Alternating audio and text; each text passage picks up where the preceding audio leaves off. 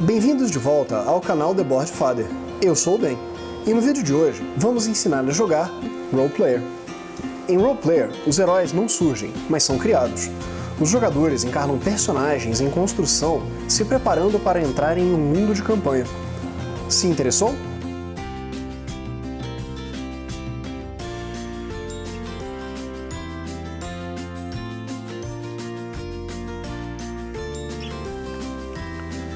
No final do vídeo, nós também vamos deixar algumas sugestões de jogos parecidos com esses. Jogos às vezes com a mesma temática e outro funcionamento, ou o mesmo funcionamento e uma outra temática, para você que gosta desse tipo de jogo.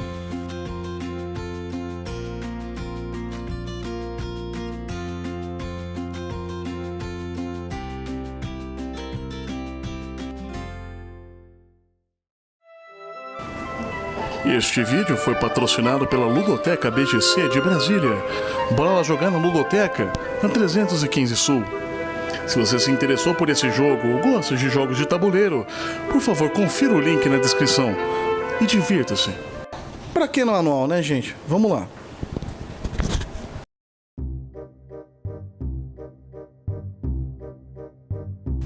Para começar o preparo do jogo, cada jogador rola um dado. Aquele que rolar o maior número será o primeiro jogador.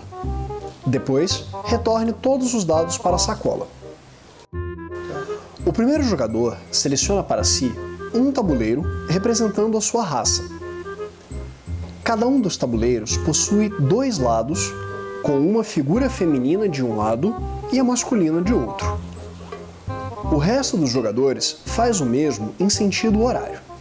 Retorne o resto dos tabuleiros para a caixa, eles não serão utilizados nesta partida. Cada jogador coleta também 5 moedas de ouro. Neste vídeo, iremos preparar um jogo para 4 jogadores. Portanto, o terceiro e quarto jogadores coletam 1 e 2 moedas a mais, respectivamente.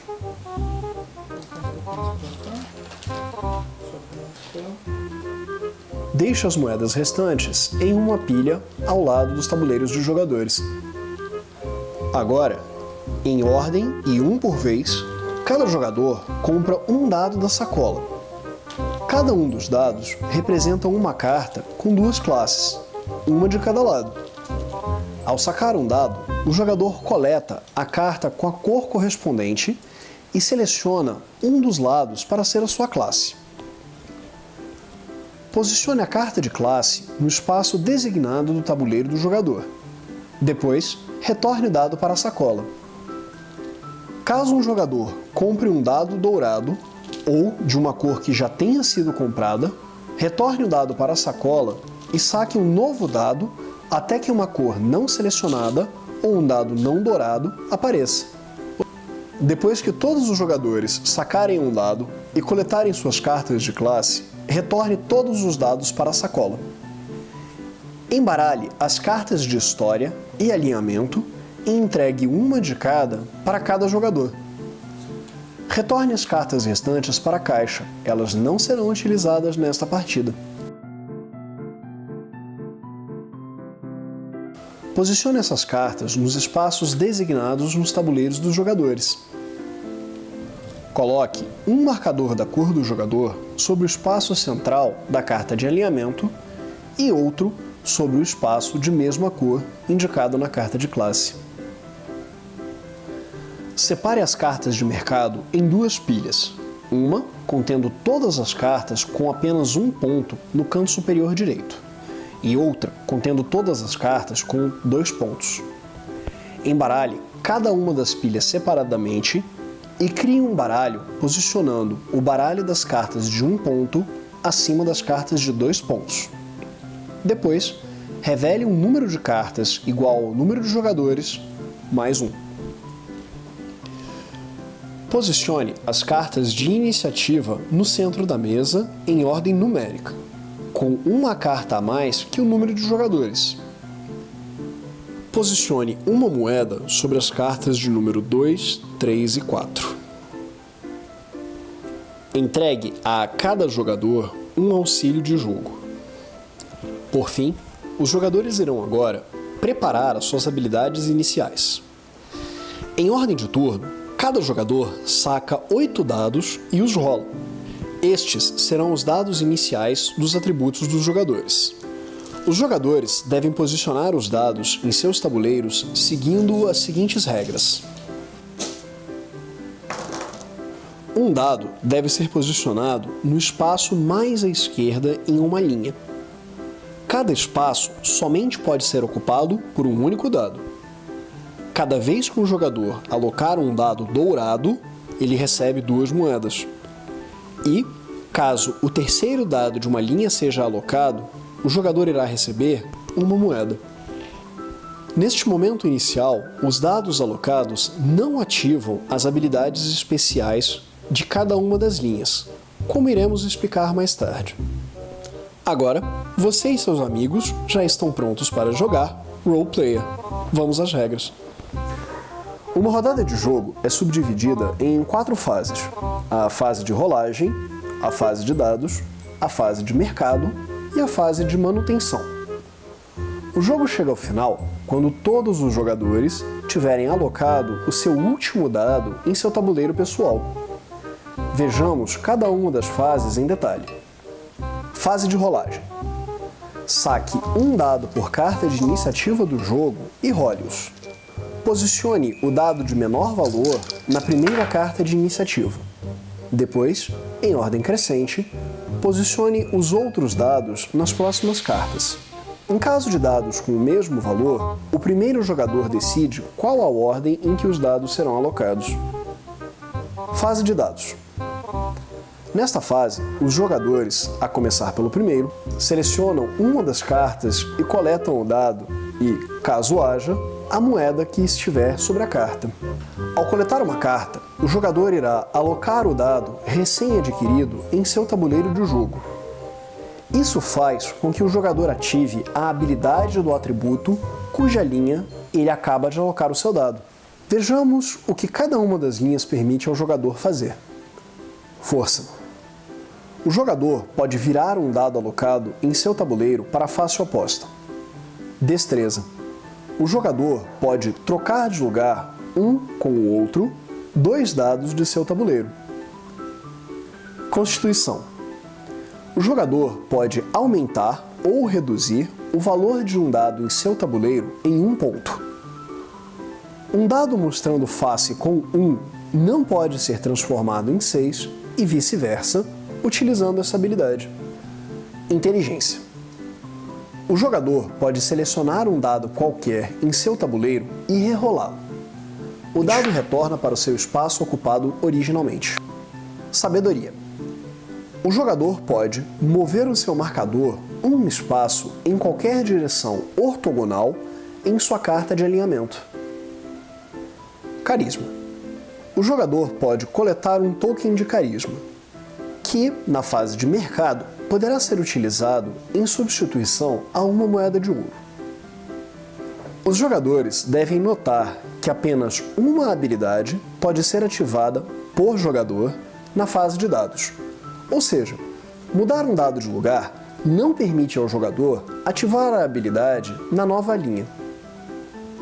Os jogadores podem utilizar a habilidade de um atributo no dado que acaba de ser alocado. Fase de mercado.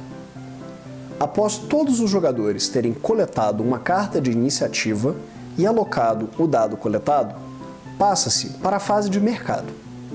Nesta fase, cada jogador terá a oportunidade de comprar uma carta aberta. Em ordem inversa das cartas de iniciativa, e um jogador por vez, todos os jogadores podem comprar uma carta pagando o valor em moedas indicado no canto superior direito da carta. O jogador posiciona então a carta recém-comprada no espaço apropriado em seu tabuleiro. Refira-se ao texto no canto inferior da carta e os títulos nos cantos do tabuleiro do jogador para saber aonde a carta será posicionada. Algumas regras regem a compra e a alocação de cartas do mercado. Não há limite para as cartas de armadura, traços ou perícia. Observe que as cartas de arma apresentam uma ou duas mãos desenhadas no canto inferior direito. um jogador não pode equipar mais que 2 mãos em valor de armas.